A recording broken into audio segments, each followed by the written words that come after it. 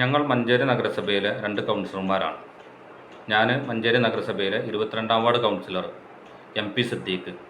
ഇത് എൻ്റെ സഹ കൗൺസിലർ ഉമ്മർ ഹാജി 6-ാം വാർഡ് കൗൺസിലറാണ്. ഇപ്പോൾ ഏറ്റവും കൂടുതൽ ചർച്ച ചെയ്യപ്പെടുന്ന വിഷയം സാമൂഹ്യ സുരക്ഷാ പെൻഷനാണല്ലോ. ഈ സാമൂഹ്യ സുരക്ഷാ പെൻഷനുമായി ബന്ധപ്പെട്ട വിഷയങ്ങളിൽ ഞങ്ങൾക്കും ചിലത് പറയാനുണ്ട്. എന്തെന്നാൽ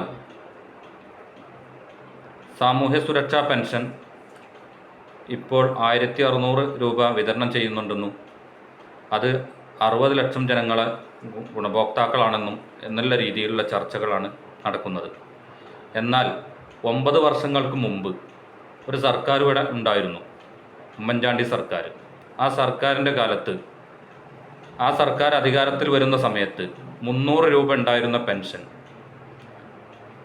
800ലേക്കും 1100ലേക്കും 1500ലേക്കും എത്തിച്ച പല പെൻഷനുകളുണ്ട്. അതൊന്നും ഇന്നിവിടെ ചർച്ച ചെയ്യപ്പെടുന്നില്ല. ഉമ്മൻചാണ്ടി സർക്കാരിൻ്റെ കാലത്ത് ഉമ്മൻചാണ്ടി സർക്കാർ അധികാരത്തിൽ വരുന്ന സമയത്ത് ഒരു പെൻഷൻ ലഭിക്കണമെങ്കിൽ വരുമാന സർട്ടിഫിക്കറ്റ് ഹാജരാക്കുമ്പോൾ ഒരു വ്യക്തികൾക്കും പെൻഷൻ ലഭിക്കാത്തൊരവസ്ഥയായിരുന്നു. അന്ന് വാർഷിക വരുമാനം 11,000-ൽ താഴെ വില്ലേജ് ഓഫീസിൽ നിന്ന് ലഭിക്കണമായിരുന്നു. ഒരു വില്ലേജ് ഓഫീസിൽ നിന്നും അത്തരത്തിലൊരു വരുമാന സർട്ടിഫിക്കറ്റ് ലഭിക്കാത്തൊരവസ്ഥ വന്നപ്പോൾ അന്നത്തെ സർക്കാർ ആ 11,000 ഉണ്ടായിരുന്ന വരുമാന പരിധി 1 ലക്ഷത്തിലേക്ക് ഉയർത്തി. അതിനിടയ്ക്ക് ആദ്യം 11,000-ൽ നിന്ന് 3 ലക്ഷത്തിലേക്കാണ് ആദ്യം ഉയർത്തിയത്. അതിൽ കൂടുതൽ വരുമാനമുള്ള വ്യക്തികളും കുടുംബങ്ങളും സർക്കാർ ഉദ്യോഗസ്ഥർ വരെ കുടുംബാംഗങ്ങളായിട്ടുള്ള ആളുകൾ ഇതിൻ്റെ ഗുണഭോക്താക്കളായി വരുന്നൊരവസ്ഥ ഉണ്ടായി. അപ്പോൾ അത് മാറ്റം വരുത്തി 1 ലക്ഷത്തിലേക്ക് നിജപ്പെടുത്തി. അങ്ങനെ വന്നപ്പോഴാണ് ഇന്ന് കാണുന്ന ഇത്രയും അധികം ആളുകൾക്ക് പെൻഷൻ ലഭിക്കാൻ തുടങ്ങിയത്. അന്ന് 60 വയസ്സ് അല്ലായിരുന്നു പെൻഷൻ പ്രായം, 65 വയസ്സായിരുന്നു. ആ 65 വയസ്സിൽ നിന്ന് 60ലേക്ക് ചുരുക്കിയത്, 60ലേക്ക് കൊണ്ടുവന്നത് ഉമ്മൻചാണ്ടി സർക്കാരാണ്. അതൊന്നും ഇന്നിവിടെ ചർച്ച ചെയ്യപ്പെടുന്നില്ല. അതോടൊപ്പം മുതിർന്ന പൗരന്മാർക്ക് 80 വയസ്സിന് കൂടുതൽ ഉള്ള ആളുകൾക്ക് അധിക തുക ലഭിച്ചിരുന്നു. അത് 75 വയസ്സിലേക്ക് ചുരുക്കി നിജപ്പെടുത്തിയതും ഉമ്മൻചാണ്ടി സർക്കാരാണ്.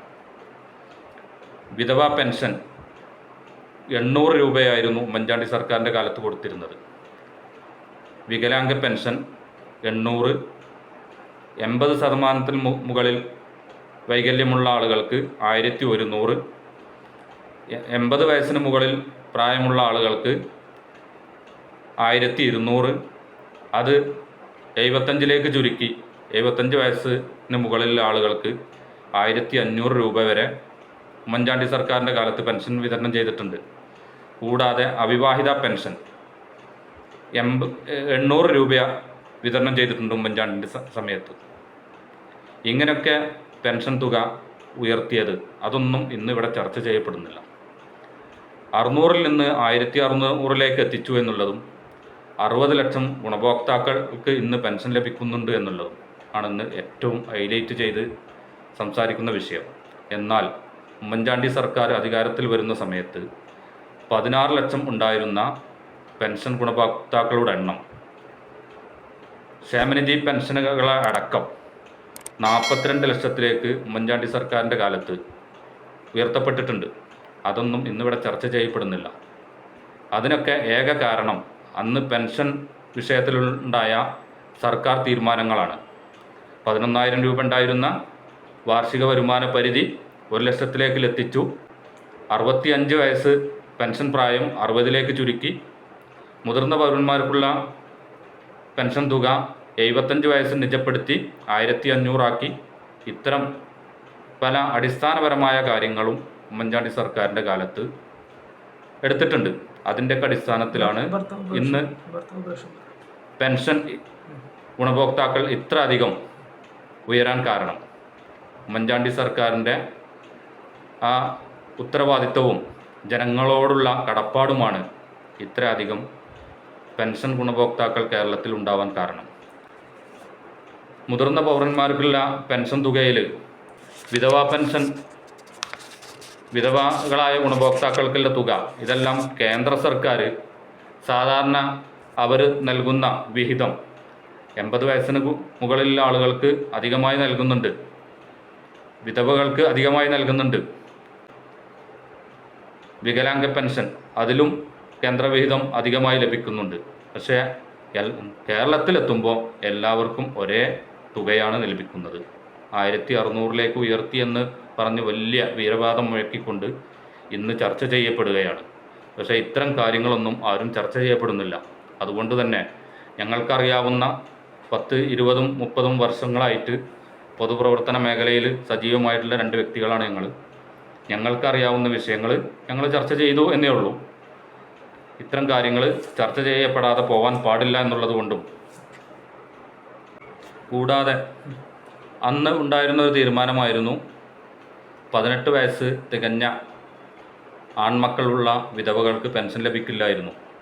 അതിന് മാറ്റം വരുത്തി വിധവകളാണോ 1 ലക്ഷത്തിൽ താഴെ വരുമാനമുള്ള കുടുംബമാണോ അവർക്ക് പെൻഷൻ ലഭിക്കുക എന്നുള്ളത്, അനുവദിക്കുക എന്നുള്ളത് അന്നെടുത്ത തീരുമാനത്തിൻ്റെ ഭാഗമാണ്. വിവാഹമോചിതക്ക് പെൻഷൻ ലഭിച്ചിരുന്നു. ഇന്ന് അത്തരത്തിലുള്ളൊരു പെൻഷൻ ഇല്ല. അവിവാഹിത പെൻഷൻ അവർക്കും അധിക തുക ഉണ്ടായിരുന്നു. 800 രൂപയും 1100 രൂപയൊക്കെ ഉമ്മൻചാണ്ടി സർക്കാരിൻ്റെ കാലത്ത് വിതരണം ചെയ്തിട്ടുള്ളതാണ്. ഇതൊന്നും ചർച്ച ചെയ്യപ്പെടാതെ അന്ന് 600 രൂപയായിരുന്നു നൽകിയിരുന്നത്. അതിൽ നിന്ന് 1600 എത്തിച്ചത് ഞങ്ങളാണ് എന്നുള്ള ആ വീരവാദം അത് ഒരിക്കലും അംഗീകരിക്കാൻ കഴിയുന്നൊരു വിഷയമല്ല. അതുകൊണ്ട് മാത്രമാണ് ഇത്തരത്തിലുള്ളൊരു ചർച്ച ഇന്നിവിടെ നടത്തപ്പെടേണ്ടി വന്നത്.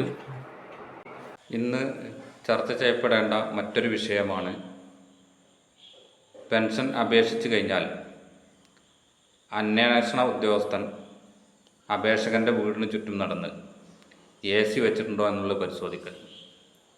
അപേക്ഷകൻ്റെ മകനോ മകളോ അതല്ലെങ്കിൽ പേരമകനോ ഏതെങ്കിലും ഒരു റൂമിൽ AC വെച്ചു എന്നുള്ള കാരണത്താൽ വാർദ്ധക്യ സഹജമായ രോഗങ്ങൾ കൊണ്ടും ആസ്മ പോലുള്ള രോഗങ്ങൾ കൊണ്ടും ബുദ്ധിമുട്ടാവുന്ന, AC-യുടെ തണുപ്പ് പോയിട്ട് ഒരു സീലിംഗ് ഫാനിൻ്റെ തണുപ്പ് പോലും സഹിക്കാൻ കഴിയാത്ത ഈ പെൻഷൻ ഗുണഭോക്താവിൻ്റെ പെൻഷൻ നിഷേധിക്കുന്നത് നമ്മുടെ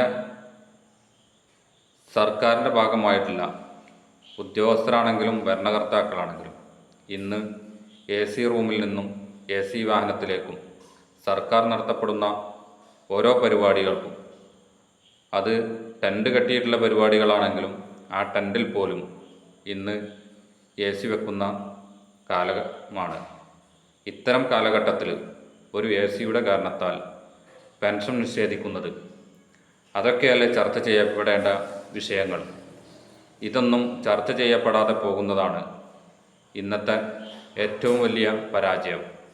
അത്തരം കാര്യങ്ങളിലൂടെ ആവട്ടെ ഇനിയുള്ള ചർച്ചകളും കാര്യങ്ങളൊക്കെ.